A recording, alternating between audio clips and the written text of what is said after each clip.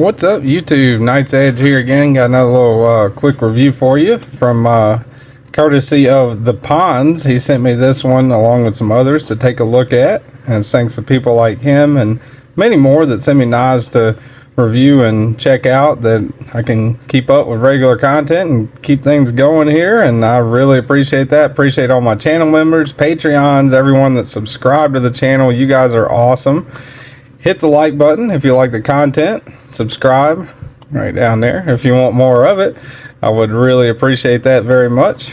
And without further ado, this is the OKnife Rubato. I think that's how you Rubato. Yeah. OKnife Rubato. Pretty cool little knife. OKnife. They also do flashlights. Pretty cool company. They make a lot of budget stuff. They make a lot of high-end nice stuff, and they make a lot of in between. And I'm going to discuss my full thoughts on this one, what I think about it, and kind of where I categorize it at, and that, you know, long list of stuff that they've got going on there. Let's go ahead and do overall specs on it. We'll go ahead and get the tape measure, and let's see, from the tip of the blade to the end of the handle, we're looking at right at maybe just over 8 inches. So a full-size knife, I'd say 3.5 inches if you go all the way back to the choil right there where it meets up with the handle. 3.25 if you look at overall blade length with a straight line. It is a tanto though, so measuring that first edge there right under 1 inches, and that primary edge is what I would call it, just a little over 2.5 inches. Yeah, so that, if you measure it that way, you know, you've got more cutting edge. If you measure it the other way, that's what I try to always do with tanto knives whenever I review them or look at them. Get out the calibers here. Thickest part of the spine, you're looking at 131 thousandths. Behind the edge, you're looking at 28 thousandths there, right at 28 thousandths. And 27.5, 28 thousandths there, so fairly close to the same thickness. Let's go ahead and we'll do the handle width. 485 thousandths, 484. Under half an inch for handle thickness, no issue there. Let's go ahead and do size comparisons. We'll get out the Ontario Knives Rat Model 1 and the Ontario Knives Rat 2. So you can see there it's kind of right in between. A little bit closer, I'd say, to the Rat 1 than the Rat 2, but definitely more cutting edge than the Rat 2, and even in a straight line, more right at the same cutting edge as the Rat Model 1. Get out the Cold Steel Knives 8010. And the Demco Knives 8020.5, the slicer. Right, so again, very much the same thing, right in between, although closer to the slicer than the Rat 2, right? And last but not least, let's get out the Spyderco knives. That's the Paramilitary 2 and the Spyderco Para 3. So kind of in between again. Definitely has a lot more cutting edge than the Para 3, and the PM2 definitely has more cutting edge than the PM2. So that's your size comparisons there. Let's go ahead and get out the scale. If I had to guess, which the last few I've guessed way wrong, if I had to guess, I don't know, I'd say right around 3.5 to 4 ounces would be my guess. Yeah, I'd say maybe 3.7, something like that.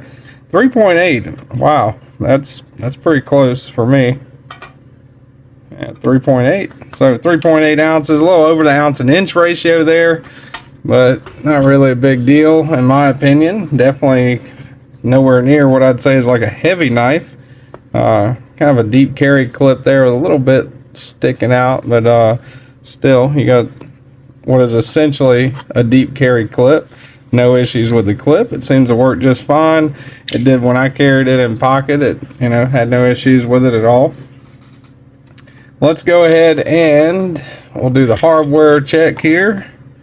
Get out the T8. You got a single-sided captive pivot, which is awesome. T8 on that. Let's go ahead and we'll check the body screws on it. Body screws, I believe, are going to be T6 along with the pocket clip screws, but we'll go ahead and double check that.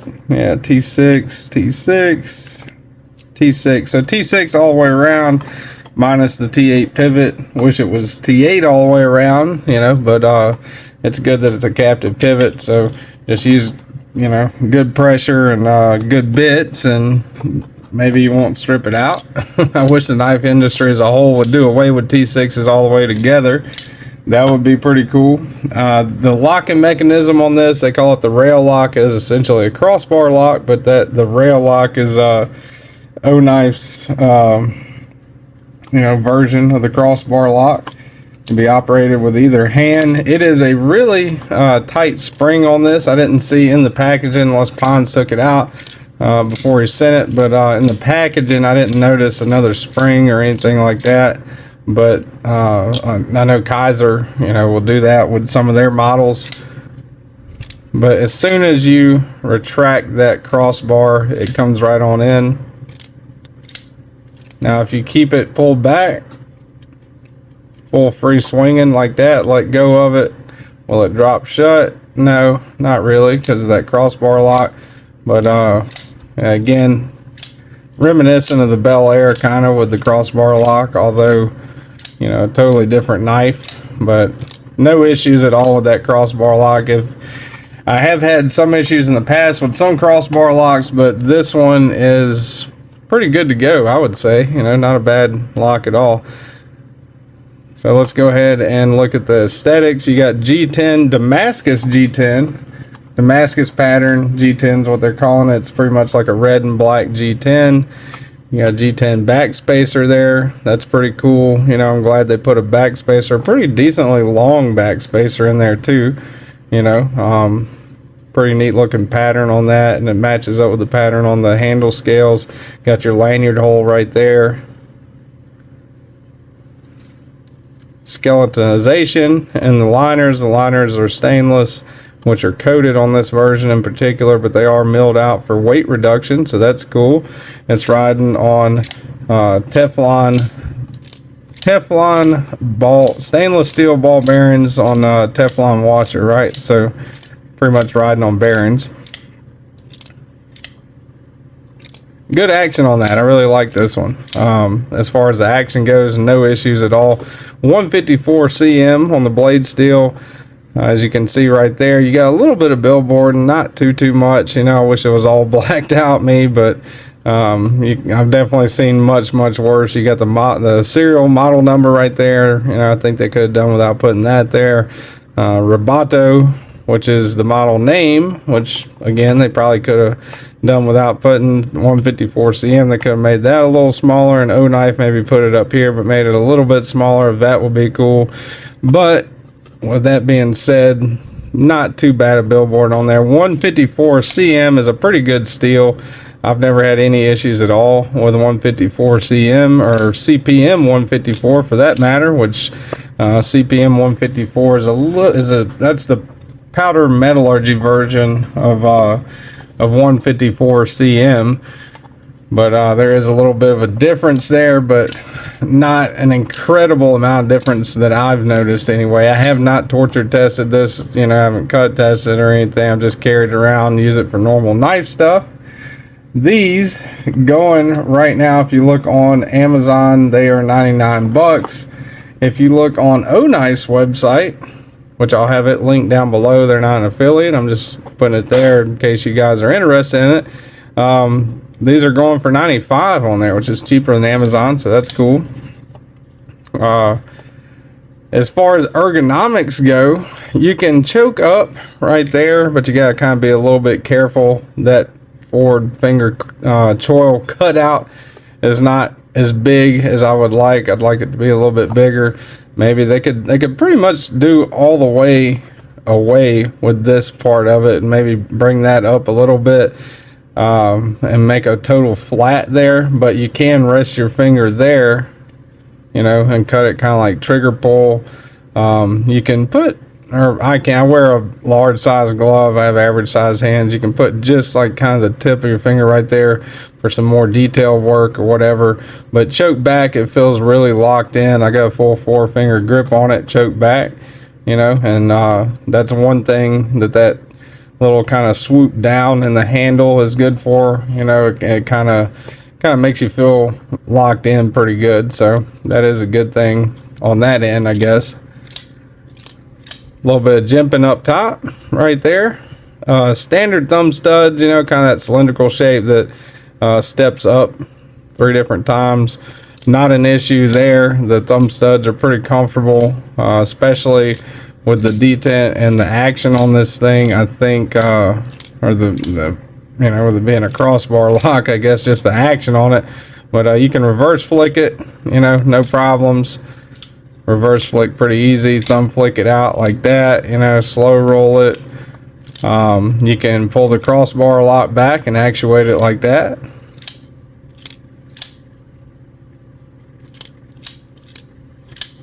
So no issues there at all. Pretty solid knife, I think. You know, a little bit of contouring here and here that's kind of hard to see with that pattern, but there's a little bit of contouring going on there. So I think that's pretty much it, man. My overall thoughts on this knife, I think they definitely got some competition. You know, when you look at Kizer and you look at Civivi and some other companies that are doing similar steels like 154 CM, you know, with some similar fit and finish around the same price bracket, but it's not too high. You know, it's a little high. It's too high for me to put on my, you know, budget knives playlist for sure, but I wouldn't quite put it on my most recommended knives playlist just because of the price. If it was about 20 bucks cheaper, yeah, absolutely, but you know, 25 bucks cheaper. But it is a pretty solid knife. You know, if you're looking for a good crossbar lock knife and you want to check out OKnife, you know, they do come in different patterns, different fit and finishes. I do also have the Rubato 3 that I'm going to be checking out and reviewing. I'll do a comparison of this one next to that one when I do that review that Pon sent along. He sent along the Rubato 3 to go with this one. So yeah, so that's pretty much it, guys. I appreciate everybody that watches the channel. Thanks for sitting there listening to me ramble on about this knife. Means a lot to me. And hey, thanks to the Pons for sending such a cool knife along, man. You guys keep the channel going. If you're interested in sending me a knife to look at, I would definitely more than welcome it. You can contact me. My email's down below. Instagram DM's probably the quickest way to get a hold of me, but you can also email me, thenightsedge1@gmail.com. And if you like the video, hit the like button. Subscribe to the channel if you want more content. You want to listen to me ramble on more about knives. I try to do live streams every Saturday morning at 9:30 a.m. Central Time from the garage here. And really appreciate everyone that is, you know, all the community members, really. Pons, Eddie, everyone that sends me knives included. But all my subscribers and channel members, you guys are awesome. And I hope you have a great rest of your day and stay sharp.